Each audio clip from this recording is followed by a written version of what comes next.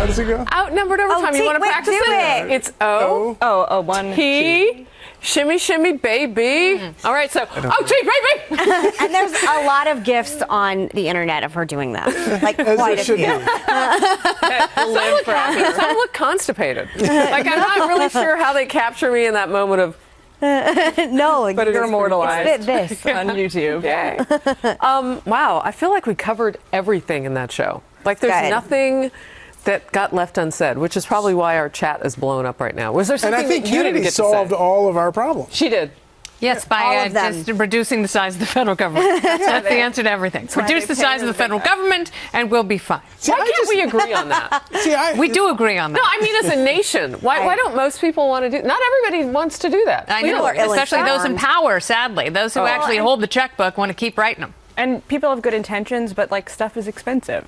Yeah. Is the reality when you start these, It's true. And that's one of the major kind of like ironies in the election of Donald Trump is that, it was like really draining the swamp, but at the same time proposing programs that are going to cost American taxpayers, like infrastructure programs that will cost us tens of billions of dollars. I mean, I don't know yet if people realize what they've signed up for there. We'll have to see what he does once he's governing. That's what I always liked about the early Donald Trump, when there were no specifics at all, and everybody just thought that he was going to be self-dealing and all this kind. And so the idea of him like turning the National Mall into the Labor Department into a Trump casino, and just the whole mall lined with Trump casinos, which he would then bankrupt.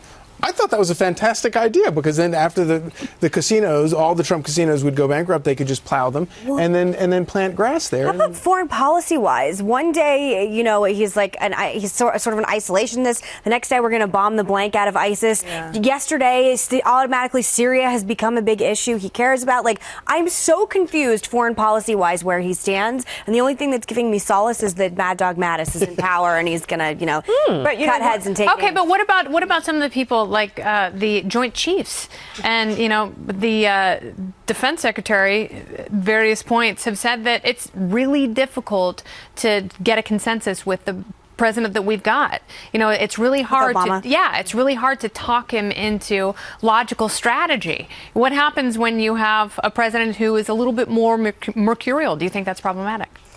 Anything that's not this president is already a step up. Anything that is foreign policy wise that is not us just being complete and total naive Ivy League.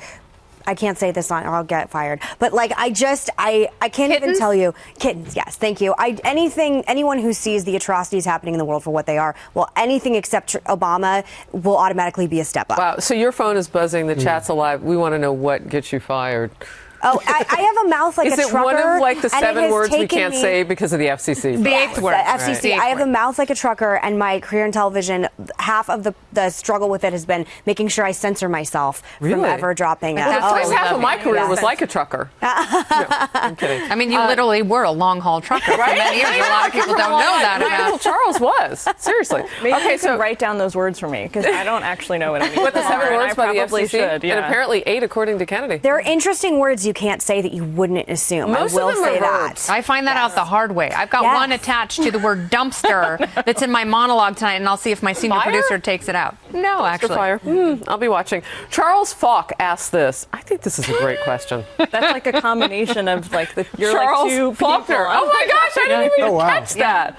So is this you? No, this Not man an accident. has his child or somebody's child in his avatar. Has anyone asked the question about all the czars? Remember all those czars that were created? Are they going away or remain in new appointments? That is a fabulous question. That's a column, Mr. Washington Times. No, that is a great. I couldn't even begin to answer. Yeah. What about the December? The irony Charles about Falk. the czars, in totem, is that they've been largely all of them on domestic and foreign policy issues largely ineffective. So I think it sounds like something really interesting. Look at Ebola. But they don't actually really get it's pretty much done. I mean, we were supposed to have 10 million Ebola deaths by last March. That didn't come to fruition because we brought Ebola to the United States, which everyone said was a horrible idea. It turned out to be a fantastic idea because we were able to apply our technology and resources. Granted, but the fact that so many more people, an exponentially higher number of people could have perished No, it's true. if we left Ebola in Africa. What did the czar do?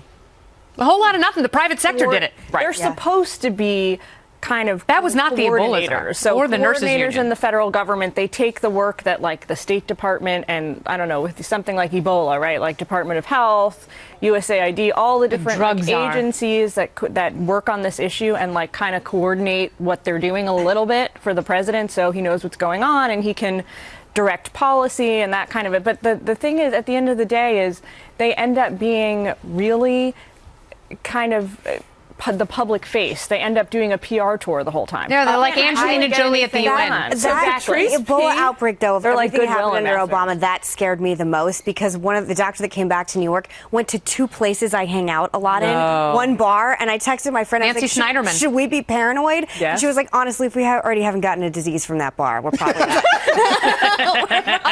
Wow, the least of your worries. That's great. It scared me to death. He went to the meatball shop. He went to Gutter Bar. I was like, what is this Ebola doctor hanging out where I hang out? All right, Patrice P. writes on the live chat, the only real function of government should be doing what we cannot do as individuals. That is, by definition, national defense and infrastructure. I don't see that as a spending binge. I'm liking you because I'm reading you. So if you go down the row on the chat room, you see me liking you. You know, if I were a big government liberal, I would be so furious at Barack Obama because if his election originally was about anything, it was about this notion that government is the answer to everything, and specifically the federal government can solve all your problems. Yeah. And it's been a failure and a totally failed experiment. And if Donald Trump's election was about anything overarching like that, I think it was like, well, you know what? It's not working out. The government, all the government answers to this are not working out. We're gonna go it alone. That's exactly why Bernie Sanders sprung up. Yeah. I mean, Bernie Sanders was an answer to people who felt like the president wasn't using enough government to make their lives better. Government will never make people's lives better. Government erodes freedom and it cuts out choices and it makes people poorer and it makes people afraid. And so they turn to more government. It's a horrible cycle. Thank goodness we'll hopefully get out of some of that. But the other thing is, you know what else makes lives better? Money. Yeah. Like when people are richer, their problems tend to go away. You know, you tend to lose illiteracy. You tend to lose those types of problems do. Yeah. And they're all cheating spouses don't. Oh, boy. I mean, those types of social issues don't. And so, no, and I mean this in all seriousness. After the Great Depression, one of the things that helped us was that spending from the government. Some people, some of our generations, when you look past World War II generation, they had gumption. They had something that we are missing right now. I don't know what it is. They were proud of who we are. They saw us as exceptional. The social issues that I just alluded to, I'm not kidding about that. I think we've changed. Well, I really do. But a big thing is that the government lies. The government makes false promises that they're going to do these things, and it doesn't. I think a lot. I philosophically probably would be against the New Deal and things like that. But now because you'd never get people off of it. Right, and also it was actually paying people to work, which was maybe it was government work, but it was work anyway, and that was a very good thing. But what this thing today, it's just they're false promises. We're going to give you this, and it's going to make your life better, and it doesn't. It usually makes it worse. It's like but what do you lottery. say to like for example, I went to public school up until I was in high school. I couldn't possibly make the argument that my life was not bettered because of that. I went right here in New York City to one of, but it's a big government spending program. I don't know how you argue against. It's part of the founding. The idea that we're going to have this radical notion that we're going to have a government that we are in charge of, that we pick the leaders for. You have to have an educated electorate. And so I think that the education is an exception. Too bad. Yeah, and by the way, I've got two girls that have been in public school the entire time. And it's because there's limited school choice. It's a bifurcated system in this country where either you have $60,000 per year, poor kid, to go to a private school, or you're in the public school system. And because of unions and government interference, there is less and less choice where there should be a proliferation of choice. So that's kind of so the choice would fill in that gap between the 60 and absolutely. I think so. That's the same healthcare argument in a way. I think that you would make. Similar. Yeah, like you either have a single-payer system or a completely private system. Will Gillian Turner ever run for office? She would have my vote. I was just going to say I that would rather stab my eye, self in the eye with scissors than run. Oh my gosh, we have to get one more. Oxford Joe says, it's pay TV. Why are you censored on pay TV? We are paying for your service. Why do you have to be constrained? I think that's he wants to hear your bad self-imposed. He wants to hear you because like Megan's mom would have a meltdown too. I would get a lot. Hey, it was great to have you guys. Yes. Deep into the ocean. Merry Christmas! Merry Christmas! Merry Christmas, everybody.